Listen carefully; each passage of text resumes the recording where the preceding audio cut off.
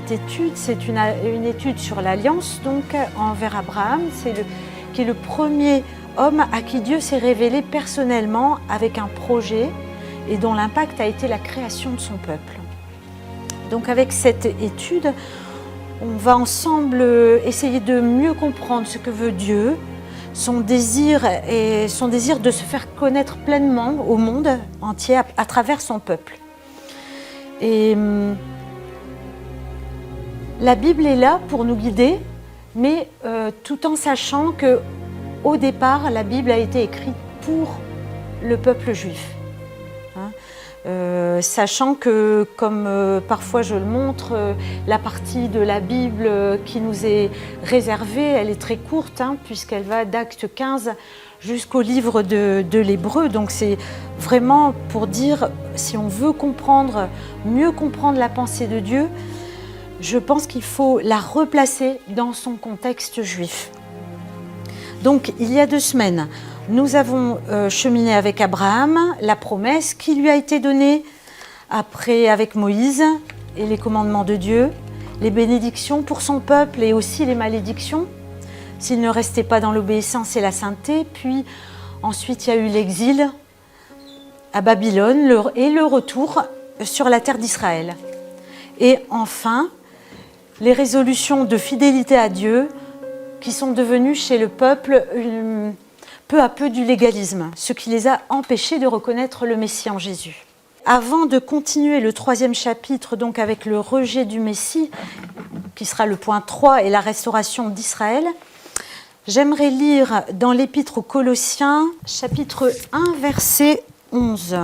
Nous prions, nous c'est Paul et Timothée, nous prions afin que vous soyez continuellement fortifiés en toute force selon sa glorieuse puissance, afin que vous puissiez persévérer avec patience en toute situation, en remerciant avec joie le Père qui vous a rendu capable de prendre part à l'héritage de son peuple dans la lumière. Et là, on lit vraiment que Dieu nous a rendu capables de prendre part à l'héritage de son peuple dans la lumière. L'alliance que Dieu avait conclue avec Abraham faisait de sa descendance les héritiers de ses promesses. Et dans Galates 3, mais je vais le lire si vous voulez, Galates 3, verset 16, parce qu'ici c'est une version qui est intéressante et qui dit « Or, c'est à Abraham et à sa semence que ces promesses furent adressées. Mais puisque nous avons reçu la lumière, qu'est Jésus, elle nous donne le pouvoir d'être des enfants de Dieu, non d'une lignée par le sang, ni d'une volonté charnelle, c'est bien ce qui est écrit dans Jean 1, verset 13, mais par Dieu. » Et c'est vrai que si le Saint-Esprit ne nous avait pas convaincus de péché, de justice et de jugement, mais comment est-ce qu'on pourrait comprendre l'héritage de ces choses, l'héritage de ces promesses? C'est absolument impossible si ça n'est pas par l'Esprit de Dieu. Et c'est notre héritage aujourd'hui. C'est pour ça que les promesses données à Israël sont aussi les nôtres et que le sort d'Israël est intimement lié au nôtre.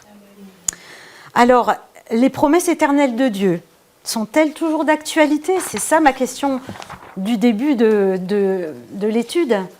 Et comme je l'ai dit aussi il y a 2 semaines, il faut toujours garder en tête que ce que nous lisons va s'appliquer aussi dans nos vies.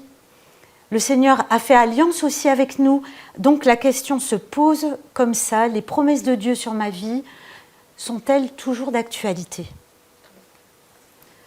Voilà, on entre vraiment dans le vif du sujet avec le 3e chapitre, le rejet du Messie Jésus. Donc après la mort et la résurrection, alors je vous ai préparé comme l'autre fois des petits trous.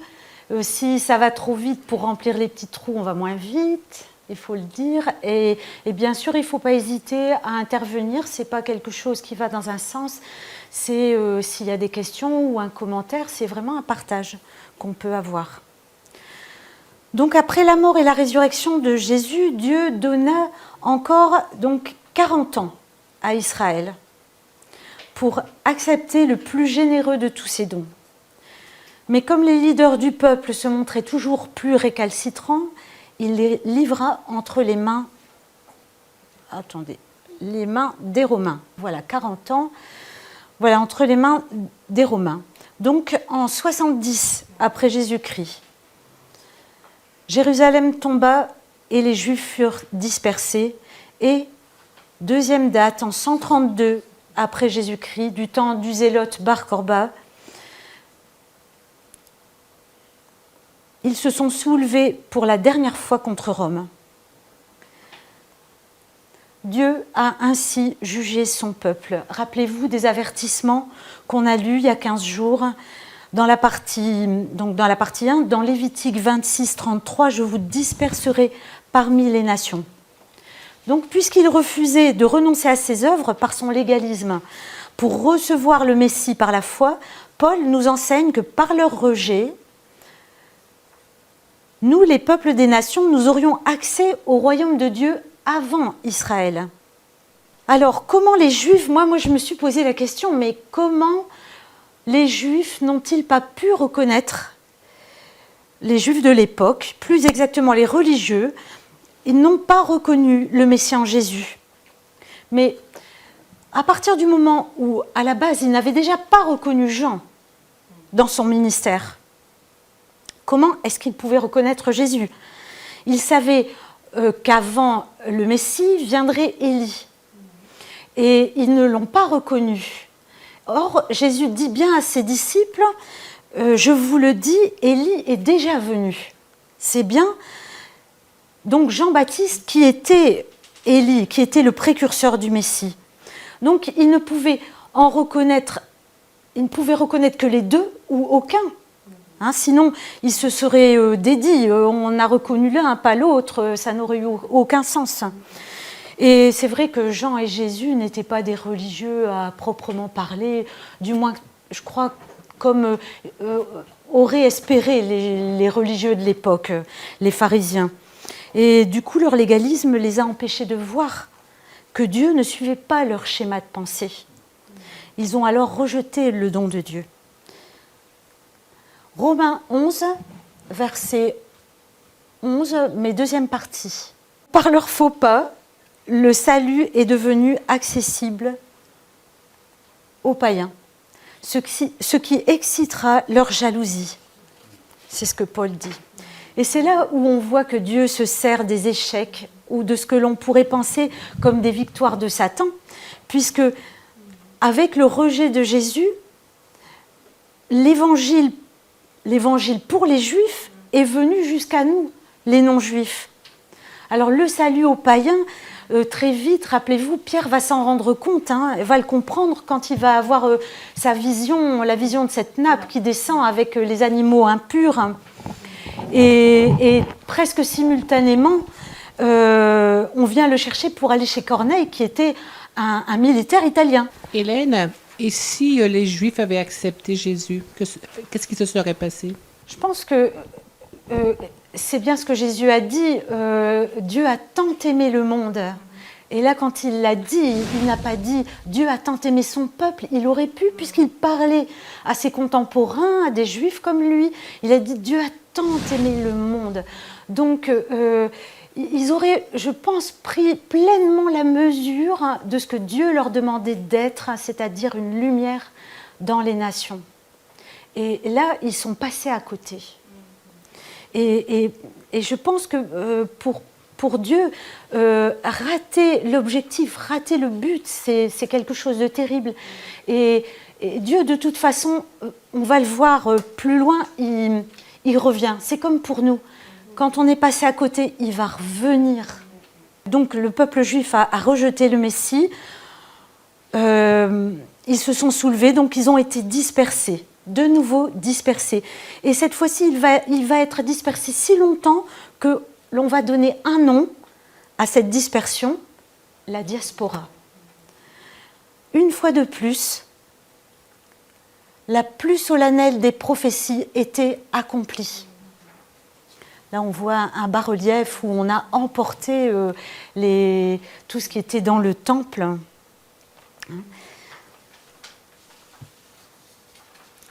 Mais rappelez-vous que Dieu poursuit son plan, commencé avec Abraham. Deutéronome 28, versets 63 et 64. Il arrivera donc qu'autant l'Éternel s'était plu à vous combler et à vous multiplier, autant il prendra plaisir à vous faire périr et disparaître. Ainsi vous serez arrachés du pays où vous allez entrer pour en prendre possession. Ainsi vous serez arrachés du pays. Verset 64. Et l'Éternel vous dispersera parmi tous les peuples d'un bout de la terre à l'autre. La première déportation, rappelez-vous, elle était restée assez locale, on va dire. Donc à l'époque, ce verset Deutéronome ne s'était pas encore accompli. Là, il prend pleinement sa réalité, puisqu'ils vont être dispersés d'un bout de la terre à l'autre. Là, vous serez asservis à d'autres dieux que ni vous ni vos ancêtres n'auraient connus, des dieux de bois et de pierre. C'était pour eux le plus terrible des jugements, d'être chassés du pays, isolés de la présence de Dieu, d'être privés de la couverture de sa présence, de la joie des célébrations des grandes fêtes de Jérusalem, de la douce assurance que le sol du pays promis par le Dieu de l'Alliance était sous leurs pieds, que le sol était sous leurs pieds, et de penser enfin qu'ils ne marcheraient plus dans la précieuse communion avec leur Seigneur. Et depuis la dernière destruction du peuple, les sacrifices ont cessé d'être, jusqu'à aujourd'hui. Au cours des siècles, les enfants d'Abraham ont été dispersés partout, et aujourd'hui, on peut en trouver quelques communautés pratiquement dans toutes les nations. Mais au départ, cette diaspora se situait en Europe. C'est important de s'en rappeler qu'au départ, c'était européen. Donc ici, on a un petit tableau avec un peu la répartition, mais c'est une répartition qui est d'aujourd'hui. Les Juifs dans le monde en 2006. En réalité, oui, c'était l'Europe, puisque les États-Unis n'étaient pas encore découverts. Pas encore. Donc, Christophe Colomb n'était pas encore passé par là. Voilà. Donc, pendant des siècles, la plus grande communauté se trouvait donc en Europe. Le problème, c'est que dès que, en Europe, le christianisme est devenu une religion d'État, c'est-à-dire au IIIe siècle, l'antisémitisme a réellement commencé. Et donc, partout où ils sont allés, l'antisémitisme les a poursuivis, pogroms, massacres les ont décimés, ils ont connu les inquisitions, se sont vus chasser de nombreux pays, à une époque de l'Espagne, du Portugal, des goulags de Russie jusqu'à l'Holocauste d'Allemagne. Ils ont été terrorisés, persécutés, mais je crois que ça, tout le monde le connaît. Aujourd'hui, réapparaît une nouvelle fois de façon évidente. Oui. Tu as parlé de pogrom. En fait, qu'est-ce que c'est exactement ? Alors, les pogroms, c'était des actions pensées, organisées, puisque dans toutes ces époques-là, les Juifs avaient des quartiers juifs dont ils ne pouvaient pas sortir. Et il suffisait de 3 fois rien, un accident, quelque chose chez les gens de la ville, et il suffisait que quelqu'un dise « Ah, mais c'est la faute des Juifs », et tout le monde allait, et il y avait des massacres sans forcément qu'il y ait de justice, parce qu'il n'y avait pas un tribunal pour dire voilà, je sais, il a fait ceci, bien qu'il y a eu aussi par l'Inquisition, par d'autres choses où on disait que les Juifs tuaient les enfants, mangeaient les enfants des chrétiens. C'était des choses qui se disaient couramment dans le Moyen-Âge. Et donc c'était vraiment calculé, planifié. C'est les pogroms. Et c'était les chrétiens qui disaient ça ? Oui.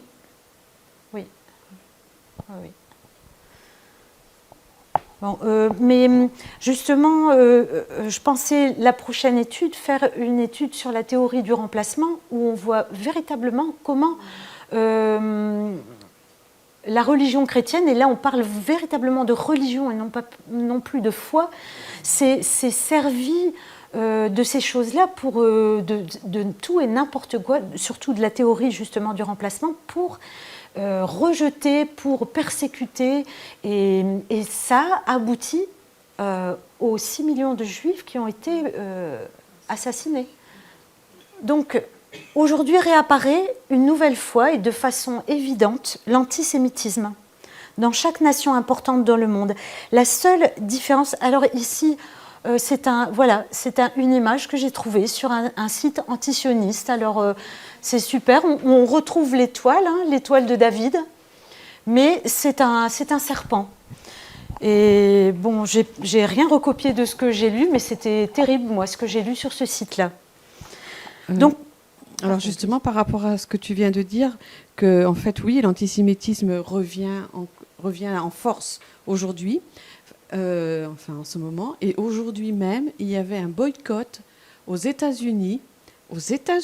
Donc des universitaires donc, ont boycotté Israël, veulent boycotter Israël, des universitaires. Les produits au niveau économique, tout leur politique, tout. Ils veulent boycotter Israël. Oui. Ça, je savais au niveau de la Norvège. Oui, oui. Mais là, ça c'était aujourd'hui. Donc, je me dis, oh là là, les Juifs des États-Unis, ils vont bientôt rentrer au bercail. Alors, je dirais que la seule différence avec l'antisémitisme, parce que maintenant c'est politiquement incorrect, on ne peut pas être antisémite, c'est qu'aujourd'hui l'antisémitisme n'est plus dirigé vers les Juifs, dans nos pays occidentaux en tout cas, mais il est dirigé envers l'État hébreu, Israël, et il se déguise sous le mot antisionisme. Mais la racine est la même, la volonté de ne pas reconnaître le peuple de Dieu et à terme de le détruire. Et le désir des ennemis d'Israël n'est pas forcément de récupérer les terres, mais bien de détruire Israël.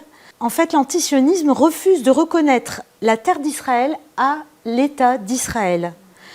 Et les nations ouvertement ennemies comme la Palestine ou les pays arabes limitrophes s'appuient sur cette idéologie de l'antisionisme des États d'Europe pour pouvoir, en fait, ils surfent sur cette vague, mais en réalité, c'est de l'antisémitisme. Et ce n'est pas un problème de terre, mais bien d'existence. On imagine le désespoir dû à la diaspora, justement. Et ce désespoir, Moïse l'avait prophétisé en ces mots.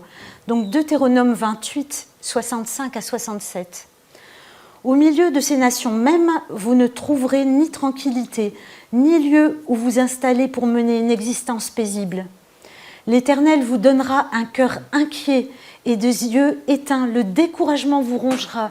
Vous savez, j'imagine l'angoisse qui devait être parfois quand ils savaient qu'il allait y avoir un massacre qui allait arriver, parce qu'il y avait eu tel problème. Donc c'est vraiment ça, ce cœur inquiet, les yeux éteints. Votre avenir sera très incertain. Un cœur inquiet et des yeux éteints, oui. Vous connaîtrez nuit et jour la peur. Vous n'aurez aucune assurance pour votre vie.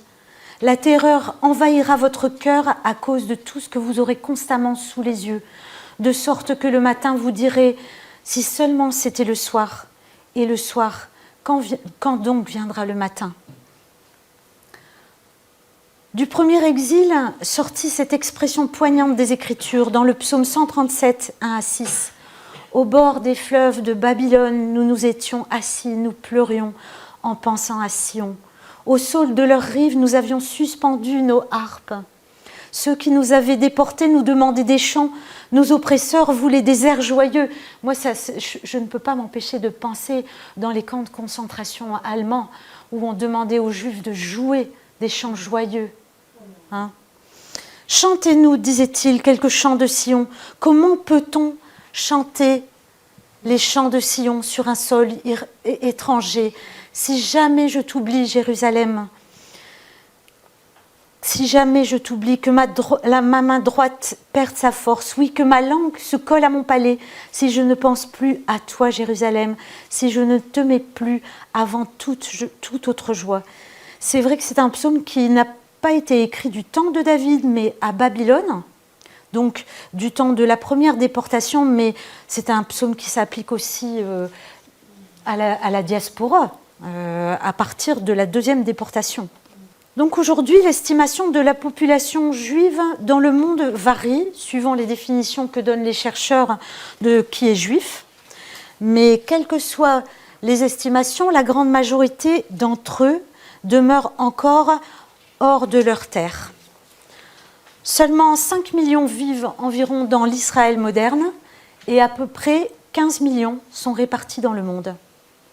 Ça signifie parce qu'en fait, Patrick, tu dois savoir, c'est à peu près 7 millions qu'il y a de juifs, enfin d'Israéliens ou élites en Israël. À peu près ça. Donc 7 millions. D'accord. 7 à 8 millions. Donc ça veut dire que les autres sont surtout sont d'origine arabe, qui habitent en Israël. Oui. Ah oui, certainement, Oui. puisque Oui. aujourd'hui, toute la population est de combien en Israël en tout 7 à 8 millions. Ah, Mhm. oui, voilà la différence. C'est Oui, donc, oui, voilà. d'accord, oui, je comprends bien. Donc la diaspora juive est un des plus profonds mystères de notre Dieu. Parce que n'importe quelle population normale, éparpillée en petits nombres, au milieu d'une multitude de nations, aurait été assimilée en l'espace de 2, voire 3 générations. Et pourtant, 75 générations après leur dispersion, les communautés juives dans le monde sont toujours facilement identifiables. Pensez un peu à tous les peuples du temps des rois dans la Bible ou après. Beaucoup ont disparu. En fait, n'ont pas disparu, ils se sont assimilés à d'autres peuples plus puissants. Alors, la question est pourquoi n'y a-t-il pas eu totale assimilation ? Alors, il y a le mot total, vous pouvez remarquer totale assimilation parce qu'il faut quand même dire qu'une grande partie s'est intégrée parmi les nations. On pense à Éphraïm, à la tribu d'Éphraïm et tout le nord du pays qui s'était séparé d'avec Juda à l'époque des rois, à l'époque d'après Salomon. Ont complètement disparu, puisque enfin, on en a retrouvé quelques tribus en Inde, bien sûr celle d'Éthiopie, on a retrouvé aussi certainement une en Côte d'Ivoire. Donc il n'y a pas eu totale assimilation. Donc pour ma part, je pense qu'il y a plusieurs raisons. La première, c'est l'autorité de la loi de Dieu. Les Juifs, où qu'ils se trouvaient, continuaient à baser leur foi sur ce que Dieu leur avait donné, c'était la Torah. Et elle devenait réellement leur identité, leur point d'union. D'ailleurs, à chaque fois que nous lisons dans le Nouveau Testament le mot « loi », il faudrait le remplacer par le mot « Torah ». Parce que, en plus, je trouve que quand on dit le mot loi, ça nous fait penser à l'égalisme et on aurait vite tendance à déraper vers un jugement peut-être. Et ça n'est pas du tout le cas. Dans la Torah sont les commandements de Dieu. Et tout le psaume 119, vous l'avez certainement déjà lu, c'est l'éloge de la Torah. Et j'ai eu envie de reprendre juste 2 versets, psaume 119, 44 et 45, qui dit « J'observerai ta loi, donc j'observerai ta Torah, sans cesse et pour toujours.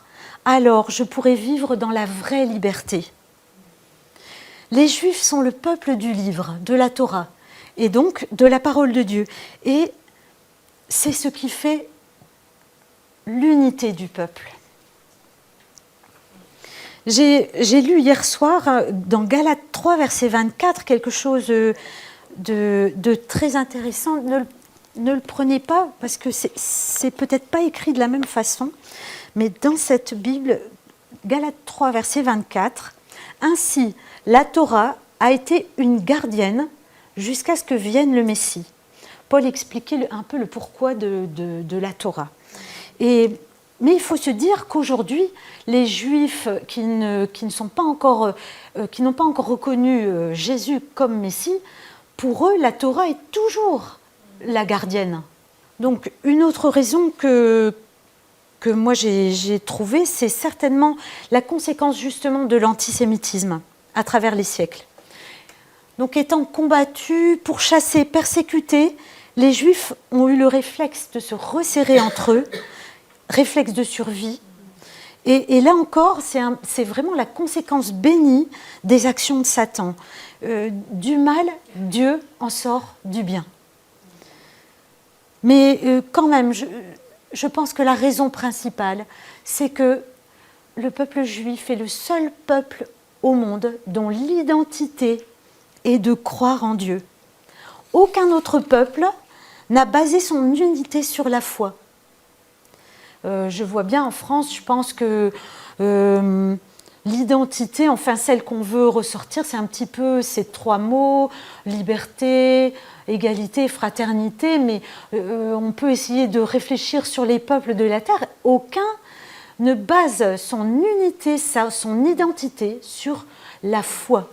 Et quand tu dis qu'effectivement que c'est le seul peuple au monde dont l'identité est de croire en Dieu, tu sais, moi ça m'amène à penser au fait que c'est le peuple à qui Dieu a donné la révélation de la parole, tout simplement. Ouais. Hein, je pense que c'est... il y a aussi de ça, quoi, tu vois. C'est le peuple qui a vraiment été dépositaire de la révélation de la parole. Et, Ouais. et Dieu ne peut pas se dédire de ses promesses. Ouais. Dieu ne peut pas se dédire de ses promesses. Ce qu'il a dit à son peuple... Ouais. Il le conserve. S'il dit que le peuple juif est la prunelle de ses yeux, ça le restera. Enfin, je me trompe peut-être, mais les États-Unis, c'est pas In God We Trust. C'est pas non plus. Enfin, c'est pas basé sur ça, mais je crois que c'est comme nous, on a liberté, égalité, fraternité. Oui. Eux, c'est notre confiance est basée en Dieu. Oui, le seul souci, c'est que le peuple américain, il est issu de tellement d'endroits. Maintenant, ils ont fait un jour, c'est devenu les États-Unis, justement. Voilà, c'est vrai que du temps où les États-Unis sont devenus États-Unis, c'est du temps d'Abraham Lincoln. Et c'est vrai que c'était un chrétien vraiment fondé sur la parole de Dieu. Et c'est pour ça qu'ils ont donné In God We Trust. Mais je dirais que c'est quelque chose de tellement...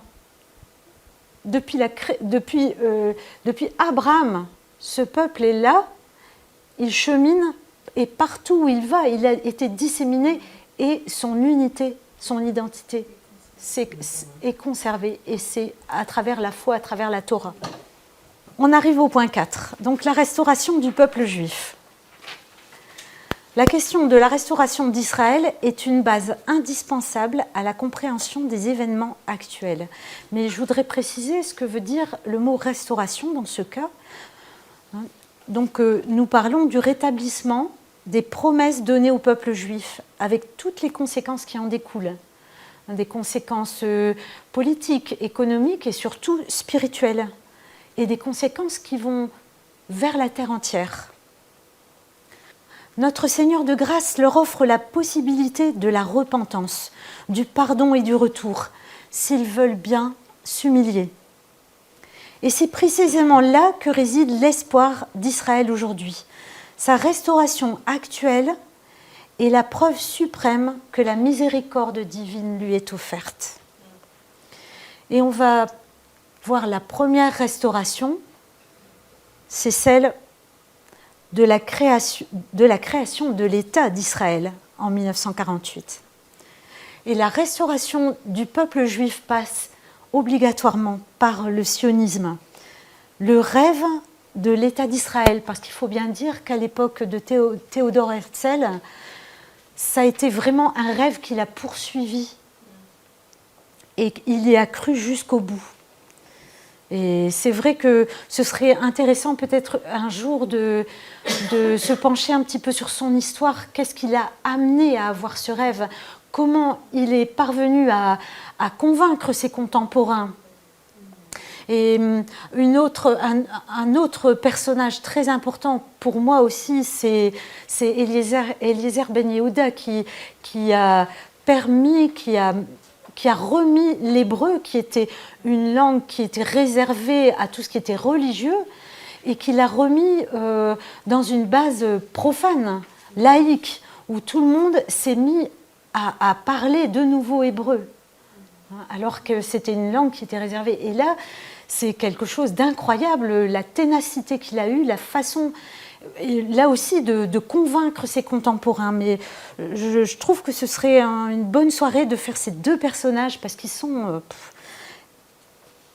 tellement visionnaires, hein, et puis que Dieu a béni, parce qu'aujourd'hui, voilà, c'est la réalité.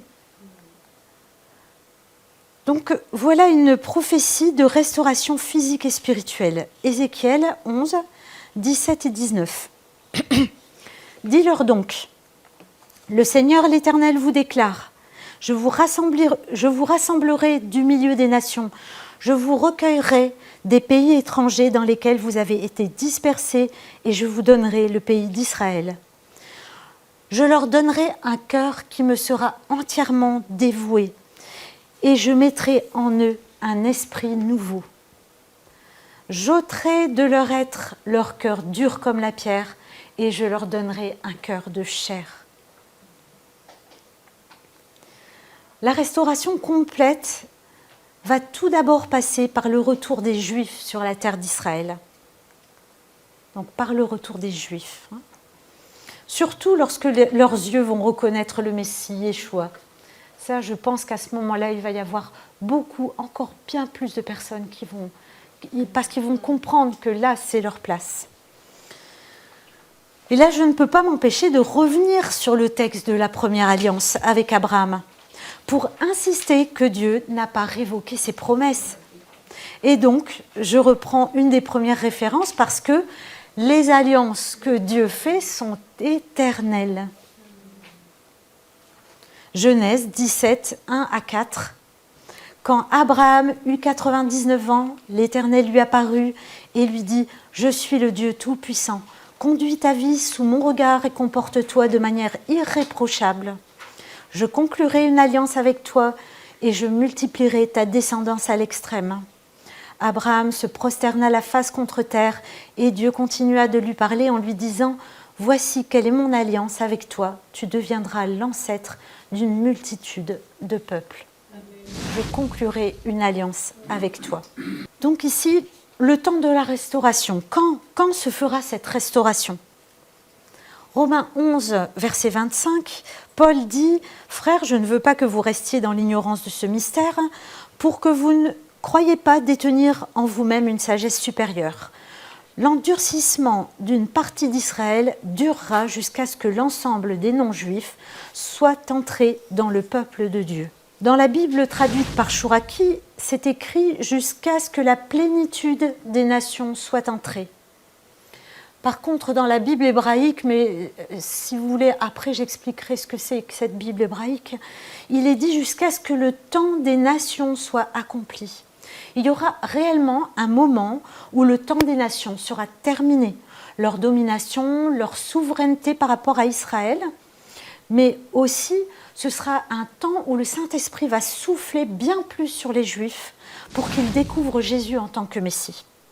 Romains 11, verset 8, « Dieu a frappé leur esprit de torpeur, leurs yeux de cécité et leurs oreilles de surdité, et il en est ainsi jusqu'à ce jour. Lorsque ce temps des nations sera terminé, Dieu va éveiller l'esprit du peuple juif, ouvrir leurs yeux et leurs oreilles. » Et sincèrement, je pense que ce temps-là sera de notre vivant. Je pense réellement qu'on sera témoin de ces choses-là. Alléluia. Les Juifs le disent, les religieux juifs le disent, que le Messie est à la porte. On est d'accord aussi. Alors, le pourquoi. Pourquoi la restauration d'Israël ? Ézéchiel 36, versets 22-23.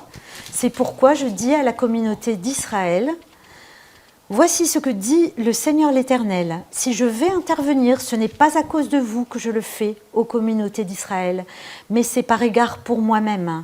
Voilà la raison. Par égard pour moi-même, moi qui suis saint, et que vous avez déshonoré parmi les nations chez lesquelles vous êtes allés.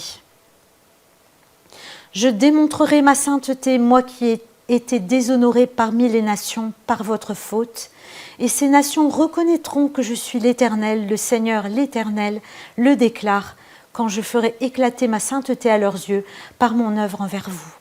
Voilà le pourquoi et maintenant le comment. Le comment de la restauration. Dans Ézéchiel 36, 24 à 28, « Je vous retirerai des nations, je vous rassemblerai de tous les pays étrangers et je vous ramènerai dans votre pays. Je répandrai sur vous une eau pure afin que vous deveniez purs. Je vous purifierai de toutes vos souillures et de toutes vos idoles. Je vous donnerai un cœur nouveau. » Encore une fois, ce cœur nouveau. Et je mettrai en vous un esprit nouveau. J'enlèverai de votre être votre cœur dur comme la pierre et je vous donnerai un cœur de chair. Je mettrai en vous mon propre esprit. Et je ferai de vous des gens qui vivent selon mes lois, qui obéissent à mes commandements pour les appliquer. Vous demeurerez dans le pays que j'ai donné à vos ancêtres et vous serez mon peuple et moi, je serai votre Dieu. Et Dieu fait les choses en cet ordre. Je vous retirerai des nations, je vous purifierai, je vous donnerai un cœur nouveau et je mettrai en vous mon propre esprit. Et ça ne peut être que par l'Esprit du Seigneur qu'ils peuvent reconnaître Jésus. Voici un passage donc maintenant sur la restauration de la place prépondérante d'Israël dans le monde, ce qui n'est pas encore le cas aujourd'hui, puisqu'Israël est toujours plus ou moins sous la domination des nations. Sophonie 3, verset 20. En ce temps-là, je vous ramènerai, oui, je vous rassemblerai, je vous rendrai renommés et glorieux chez tous les peuples de la terre. Je le ferai quand sous vos yeux, moi, je changerai votre sort. L'Éternel le déclare. Dieu est un Dieu jaloux. C'est écrit dans sa parole. Il demande beaucoup de son peuple. Je vous rendrai renommés et glorieux chez tous les peuples de la terre. Ça n'est pas encore la réalité qu'on voit aujourd'hui, malheureusement. Donc c'est vrai qu'il demande beaucoup à son peuple. Malgré tout, il se souvient qu'il reste des êtres faibles, comme nous. C'est vrai que quand on s'engage dans le Seigneur, il demande beaucoup. Mais il se souvient que nous sommes des êtres faibles. C'est pourquoi il est le Dieu des consolations. Et il les aime de toute éternité. Voilà un passage sur la consolation de Dieu envers son peuple. Zacharie 10, versets 6 à 9. « J'affermirai le peuple de Juda, je sauverai le peuple de Joseph. Je les rétablirai, car j'aurai de l'amour pour eux. Ils seront comme un peuple que je n'aurai jamais rejeté loin de moi, car je suis l'Éternel, leur Dieu, je les exaucerai. Le peuple d'Éphraïm aura de la vaillance telle des guerriers. Leur cœur sera joyeux, tout comme on se réjouit quand on a bu du vin. Leurs enfants le verront et eux aussi seront joyeux, car à cause de l'Éternel, ils auront le cœur plein de joie. Ça va être la fête. La fête. Oui, en sifflant, je les appellerai, je les rassemblerai, car je les aurai délivrés, et ils seront aussi nombreux qu'ils l'étaient autrefois. Je les ai dispersés au milieu des nations, dans les pays lointains. Là, ils se souviendront de moi. Ils donneront la vie à des fils et des filles. Ils reviendront. Là, on a vraiment une image qui date, mais je trouvais qu'elle illustrait bien ce verset. Ésaïe 14, versets 1 et 2, toujours sur la consolation. « Mais l'Éternel aura compassion de Jacob, et de nouveau, il fixera son choix sur Israël. Il rétablira ses enfants dans leur propre pays, et des étrangers se joindront au peuple de Jacob. Ils s'uniront à lui. Des peuples viendront les chercher, et les reconduiront chez eux. J'ai choisi cette image de l'Exodus parce que ça a été vraiment cette première fois où des peuples sont venus les chercher, même si l'équipage était pas encore israélien, mais ils étaient juifs. Le bateau venait des États-Unis, il a été affrété aux frais des États-Unis. Encore aujourd'hui, on fait des voyages, on va chercher les Juifs en Russie ou dans d'autres pays pour les ramener. C'est vraiment, on voit, c'est écrit dans la Bible du temps d'Ésaïe et c'est actuel. Voilà, c'est fou, des peuples viendront les chercher. Et je pense que pendant tous ces siècles, justement, ça paraissait tellement impossible peut-être ou irréel. Mais voilà, aujourd'hui, et c'est bon de voir des prophéties qui sont réalisées, qu'on voit de nos yeux. Ça fortifie la foi. Ils les reconduiront chez eux. Le peuple d'Israël prendra ses gens dans le pays de l'Éternel pour serviteurs et pour servantes. Donc, ce seront les nations qui deviendront serviteurs et servantes. Ils retiendront captifs ceux qui les auront capturés et ils domineront ceux qui les auront opprimés. Il y a beaucoup d'autres passages où des prophéties annoncent le retour des Juifs sur la terre d'Israël, donc j'ai laissé des références pour les courageux, mais ça vaut le coup d'aller les lire parce qu'ils sont tous magnifiques et prendre le temps de les lire, c'est très très intéressant parce que certaines choses, on les voit déjà. Et pour finir, j'ai pris 2 références que je trouve tellement importantes et merveilleuses. Jérémie 16, versets 14 à 16. C'est pourquoi des jours viennent, l'Éternel le déclare, où l'on ne dira plus l'Éternel est vivant, lui qui a fait sortir d'Égypte les Israélites. À la Pâque, c'est bien ce qu'on dit, les Juifs disent, ils racontent que l'Éternel est vivant, il nous a fait sortir d'Égypte. Mais on ne dira plus ces choses, mais on dira plutôt l'Éternel est vivant, lui qui a fait sortir les Israélites du pays du Nord et de tous les pays où ils avaient été chassés. Je les ramènerai dans leur pays que j'ai donné à leurs ancêtres. Oui, je vais envoyer des pêcheurs en grand nombre, et ils les pêcheront, déclare l'Éternel. Et j'enverrai des chasseurs en grand nombre, et ils les chasseront sur toutes les montagnes et sur toutes les collines, et dans les fentes des rochers. Et l'autre verset, c'est dans Psaume 105, 8 à 10. Il n'oublie jamais qu'il a fait une alliance, qu'il a donné sa parole pour 1000 générations. On a de quoi voir venir. Il a conclu un traité avec Abraham, il l'a confirmé par serment à Isaac, il l'a confirmé à Jacob en faisant une loi et pour Israël une alliance pour toujours. Donc la restauration d'Israël fait partie des événements de la fin des temps. Et c'est vrai, comme on vient de voir, on en a vu quelques-uns. Actuellement, on les voit. Donc, vraiment, soyons attentifs. Combien c'est important de lire la parole de Dieu pour pouvoir reconnaître les choses qui arrivent. Étudions la parole de Dieu pour pouvoir reconnaître les signes. Voilà. Donc, nous avons vu tout ce que Dieu a fait pour son peuple, comment il l'a appelé, enseigner, corriger, aimer, et c'est ce que je disais en introduction, mais c'est ce qu'il a fait aussi pour nous.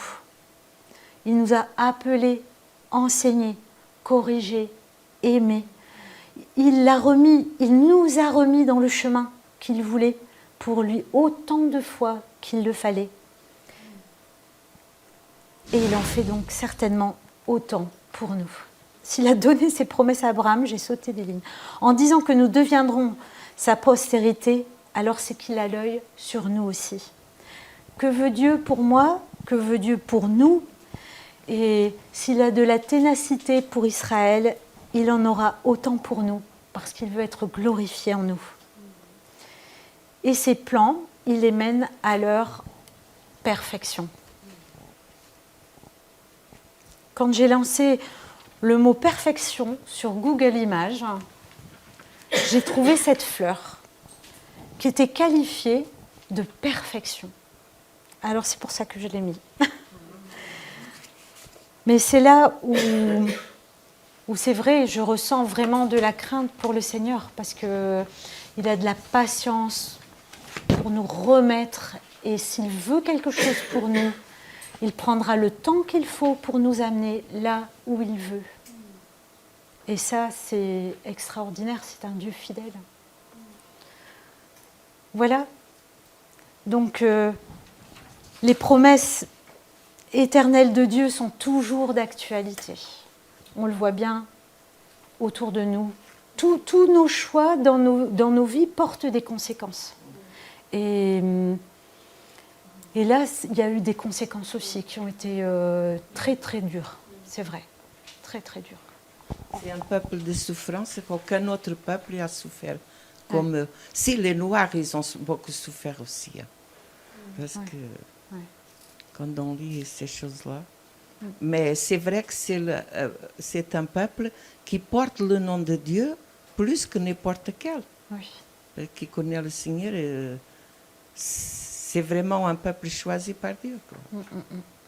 Parmi le peuple juif, il y a les juifs messianiques. Est-ce que c'est, est-ce qu'ils sont plus, est-ce qu'ils commencent à être beaucoup plus nombreux? Et quand ils se convertissent en quelque sorte à Jésus, est-ce qu'ils gardent un peu quelques préceptes de la Torah? Ah, ils gardent la Torah. Jésus a dit qu'il n'était pas venu pour abolir la Torah, mais pour l'accomplir.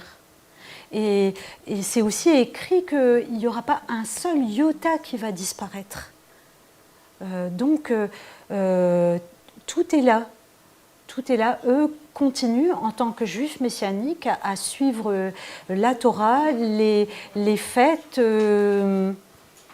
Mais tout prend une autre dimension. D'un coup, ils relisent toute la parole de Dieu et puis ils voient ce que nous, on voit par exemple des préfigures de Jésus déjà dans l'Ancien Testament, comme je sais pas, je pense à Joseph qui est aussi une préfigure de Jésus. Et d'un coup, ça doit être extraordinaire de voir. Mais moi, je parlerai pas de conversion. Voilà. Ils ont juste quelque chose en plus par rapport aux juifs non messianiques. Ah oui, ouais. oui, parce que c'est très important de reconnaître. C'est le Fils de Dieu, c'est le Messie. Il est venu, il est mort pour l'humanité. Donc le fait de ne pas le reconnaître, ça doit faire mal à Dieu, certainement. C'est très important, oui. Et le salut est en Jésus-Christ. C'est vrai. Aujourd'hui, il n'y a plus aucun sacrifice. Il n'y a plus que le sacrifice de Jésus qui pardonne des péchés. Et on ne sait pas à peu près combien ils sont. On ne sait pas à peu près combien il y a de juifs messianiques par rapport à. Je ne me suis pas penchée sur la question, mais c'est vrai que ça augmente. Il y a des églises messianiques en Israël qui ouvrent. J'ai lu dernièrement le témoignage d'un monsieur aux États-Unis, et il donne son témoignage. Ses parents sont juifs, mais il n'a pas été éduqué dans la judaïté parce que ses parents trouvaient qu'il fallait qu'il soit vraiment qu'il soit libre de penser, voilà. Et donc il est allé dans le New Age, tout ça. Et un jour, il a vraiment eu la révélation de Jésus. Et donc lui, c'est carrément tout d'un coup, c'est le judaïsme et Jésus en même temps. Et ça a été vraiment une révélation. C'est un très beau témoignage. Et je pense qu'il y en a plein. Et ce qui me frappe quand même par rapport à ça, c'est que Jésus était juif. Et moi, comme il l'a souvent dit, nul n'est prophète en son pays.